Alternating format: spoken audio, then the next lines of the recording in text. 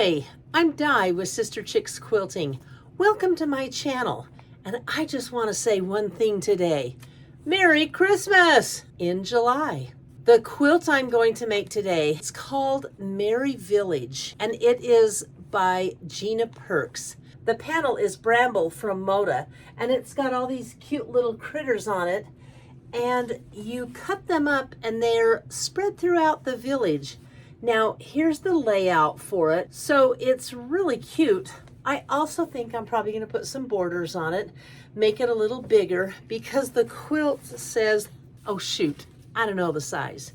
But you know what I am going to do? I'm going to link everything you need for this quilt in my description box below. As far as I can tell, Gina Perks is the person who owns the Copper Needle Quilt Shop in Payson, Arizona.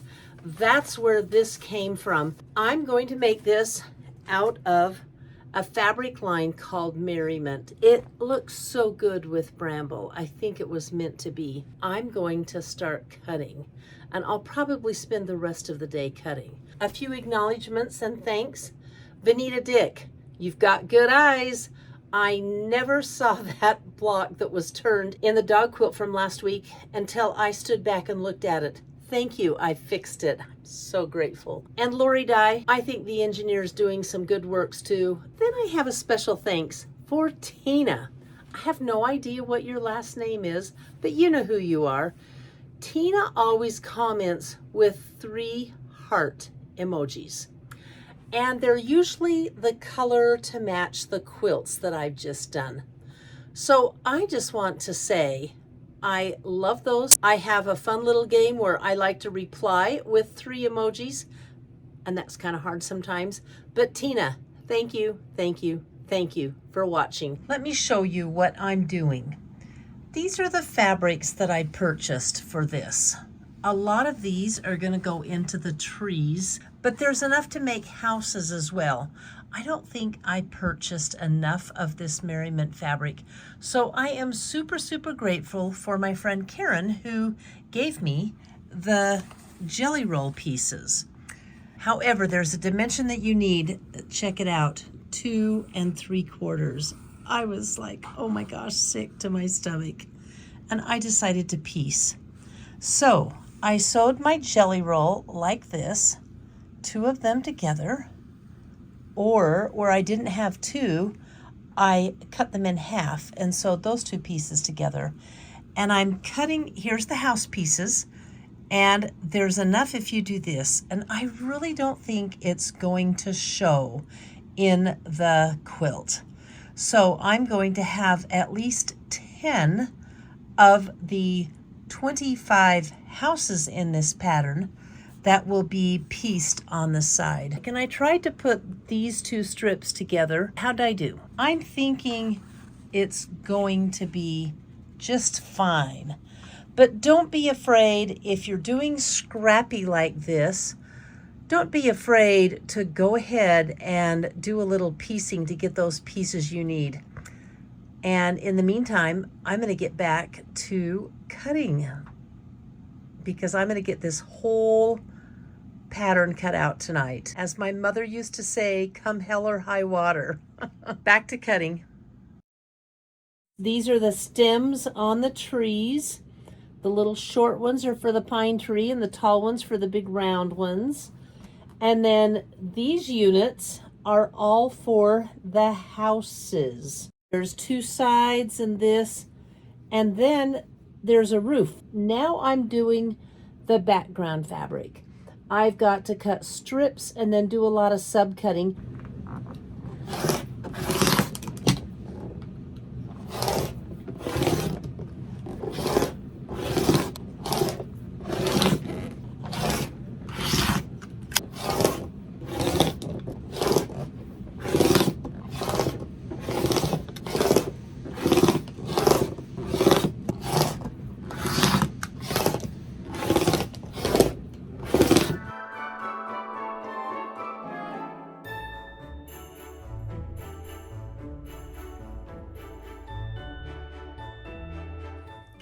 The first piece that I'm going to make is the roof by the stitch and flip method, or the snowballing a corner method. Same thing, two different names.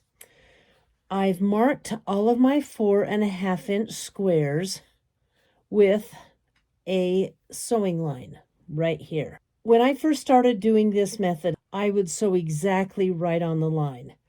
And when you sew exactly right on the line, here, this one's sewn, go to turn it, it doesn't always work. So sometimes this triangle is a little bit short of the base piece. So my solution to that is, and it took me a long time to figure this out, I want this to flip this way. So instead of sewing right on top of this line, I am going to sew on the side that I want it to flip on of my marking. So I come down just right next to this line. How do I do that? I look at my needle. Let me show you how it works on the machine. So I'm going to lay this piece on here so it's completely square, and then I'm going to do what I told you I was going to do, and I'm going to sew down the side of that line. Now, I'm not using this as a guide, so I'm not looking at this tape. I'm looking at my needle because I've already marked my sewing line.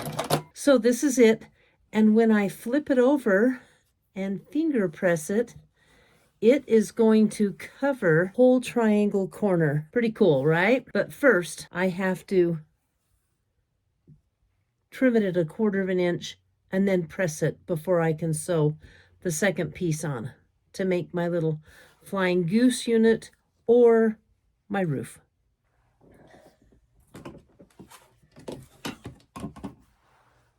I have all of my rooftops done. These are the houses cut out. I need something in the door. I'm going to cut up the panel now.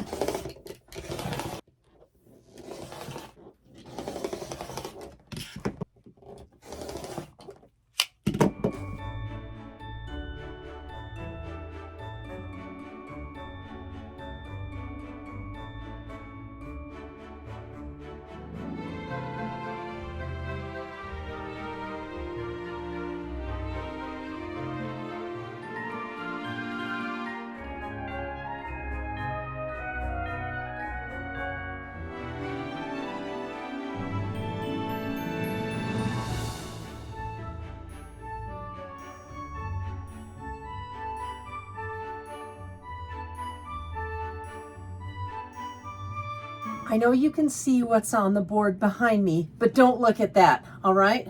I'm telling you, don't look at it because I want to tell you about it, all right? I have all of my large animals cut out and all of my small animals cut out. I also put together kits of my houses. My friend Karen King, who gave me the jelly roll strip of merriment, really saved my life on this quilt because I only bought a few of the colors, which was enough to make all of these houses, but they would have all been the same. Let me show you how I pieced them. Can you see where there's a strip here and a strip here? Maybe you can see it because I'm pointing it out. But when this quilt is quilted, you're never going to see that. So I went ahead and pieced them to make the jelly rolls work. And what that did for me was give my houses an awful lot of color and more scrappiness, which I really, really like.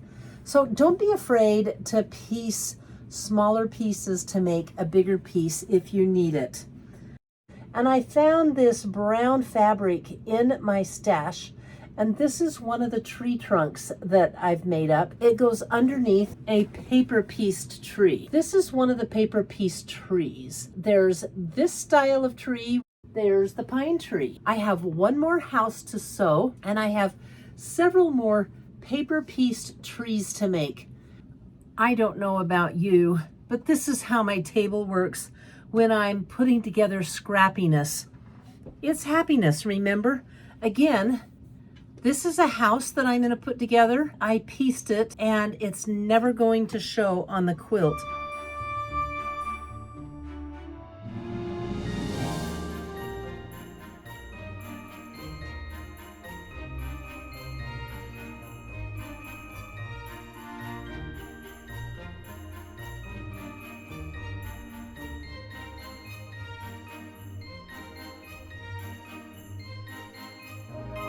I'm not going to lie. It takes a lot longer to do one of the paper piece trees. When you buy this pattern by Gina Perks, and by the way, I found out she is the owner of the Copper Needle Quilt Shop. It has the templates in it that you need, and I just printed them off.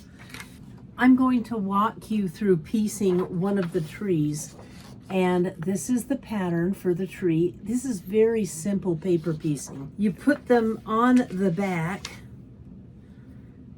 and sew them from the front, and that's the traditional way. Now this is my light box. It's really super thin. Let me show it to you. See how thin that is? They're all over Amazon and online. So you start off with two pieces together, and this is the seam where it's going to be. They're right sides together, and you put them on line number 1 and sew it up. I do have my machine set on the smallest stitch. So your pattern appears on the back of the page. But first, you want to take these stitches that you just sewed, fold it like that, and trim off the excess. So you only have 1/4 of an inch.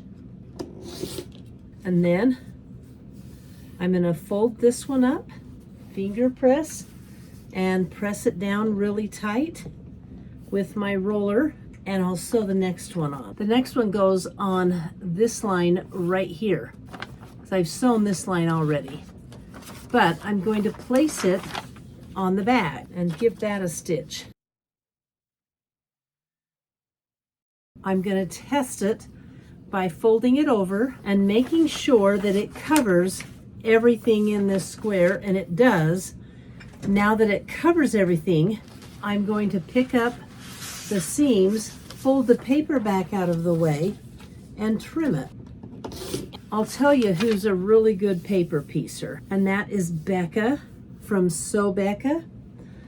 She's like paper piecer extraordinaire. I was needing some tips, went out looking for some videos, and I ran into one of Becca's. It's just good.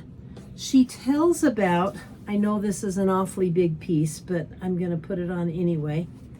She teaches a method called FPP, and F stands for freezer paper. It's a wonderful method. I was impressed because, oh my gosh, you don't have to pull the papers out. I couldn't believe it. With the freezer paper method, it was pretty cool. I'll go ahead and link the video below, and I'm just sticking in a couple of pins here because this is a big piece of fabric that I've put on here, and I'm just taking the tip off of it.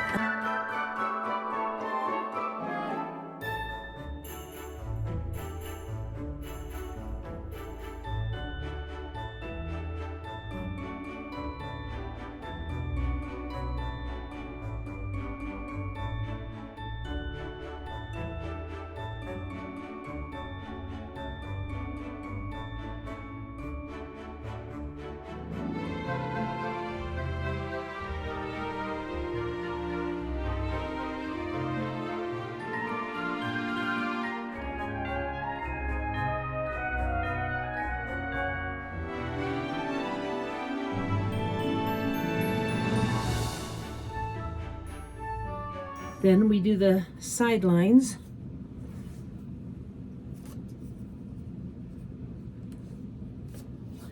Let me turn it to make sure it's on, and it certainly is. I actually have a little room. Okay.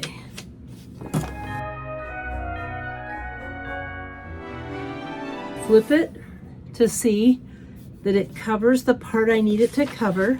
Then I'm gonna fold it, fold the paper back, trim it. I was also talking to Tracy from the Sewing Channel. She gave me a hint. Use a little damp sponge to moisten the corners of the paper before you tear them out. It just kind of dissolves away.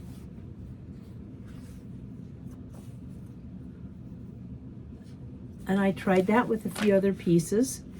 It works. But I have something that's always at the tip of my fingers. My fingernails. They're pretty sturdy. They do a real good job of pressing. I'll show you how it works.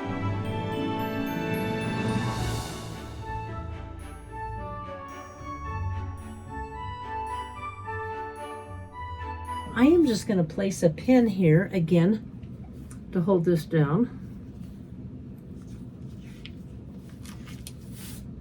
while I trim.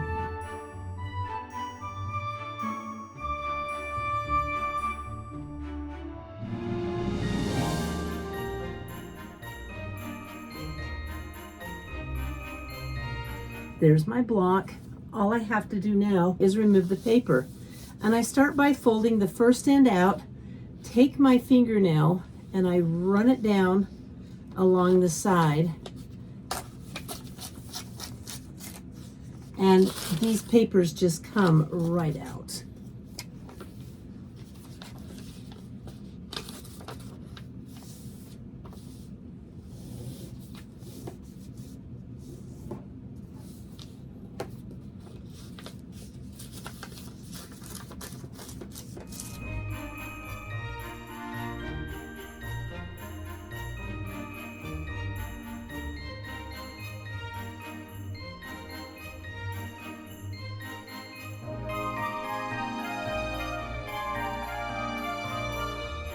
And there I go, one paper pieced evergreen. I think you can see some of the quilt on the wall behind me. I'm going to talk to you about connecting the quilt together because there's a few little tricks to that. Well, let's just go take a look at the quilt. Don't you think this is just an adorable quilt? It's called Merry Village by Gina Perks Designs, and she is the owner of the Copper Needle in Arizona. It's a quilt shop. How I ended up with it, one of my quilting customers, Cindy Olson, made it, sent it to me to quilt, and I said, oh my gosh, Cindy, so cute. Because Cindy was a realtor and I was a realtor, and I've always wanted to do a house quilt, and this one's just adorable. It showed up on my porch one day in a package. She bought me a panel and the pattern. The panel is Bramble by Gingerbur, and it is still available. It's a Moda panel, and you could put any Christmas fabric with it. I used some Merriment, which I think is 2 years old, but I've had this for at least a year ready to go, so I'm super excited to get it done. As you know, it has paper piecing in it. The trees are paper pieced, then there's panel pieces, then there's pieced houses. So it's a really fun mix of everything. And let me give you a few tips if you're going to make a pattern like this, or if you're going to make this pattern. See that? Whoops. There we go. I went ahead and pinned my layout chart right on my design wall quilt. It was there and it helped me, and I referred to it constantly so I didn't make any mistakes. Tip number 2, square up and starch your blocks. Not necessarily in that order. You can either do it one of two ways: starch your fabric or starch your blocks. But starch in this quilt pattern really helps.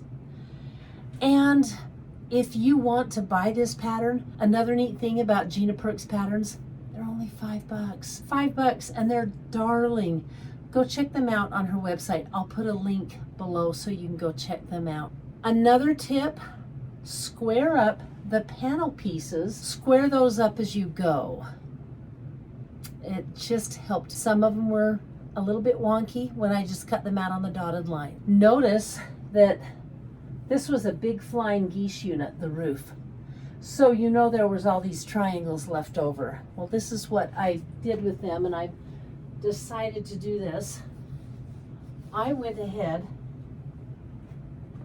I'm going to put a border around this just because I think it's cute. It's all going to be in red and green, shades of red and green and gold. And I think it'll just really add to it. And I might put a secondary border around that as well. Before we go, I want to thank some supporters of my channel. I appreciate you all buying me cups of tea. Vicki Porter and Nicole Cole, thank you for the cup of tea you each bought me. And Jan Kubelis and Kathy Omaha, thank you for buying 3 cups of tea. I really appreciate it. Then I also want to thank the Copycat Quilter, who became a super supporter on YouTube. I want you to know that all of this support keeps my channel going. I really appreciate it. I bet you're wondering why my Christmas in July quilt's hanging from a cherry tree.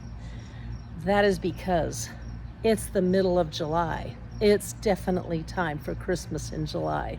I was hoping it might help me cool off a little bit because it's 105 degrees right now and I am just melting. And I was thinking maybe I could share a little bit of that with you. It's finished, but there's no sawtooth border. That is because I made 1 border, and when I counted out the number of triangles I would need, I didn't have enough. I could only do 3 sides. However, I do plan on finishing this with a couple of borders. I think they'll be so darling on it. And when I do, you will be sure to see it in a future video. I do want to let you know that next week I am going to be making a keepsake quilt for a very special family. I can't wait to get started on it, and I can't wait to share it with you because I think my pattern that I'm using is different from any I've ever seen. Until then, we'll see ya. Thanks for watching. Bye.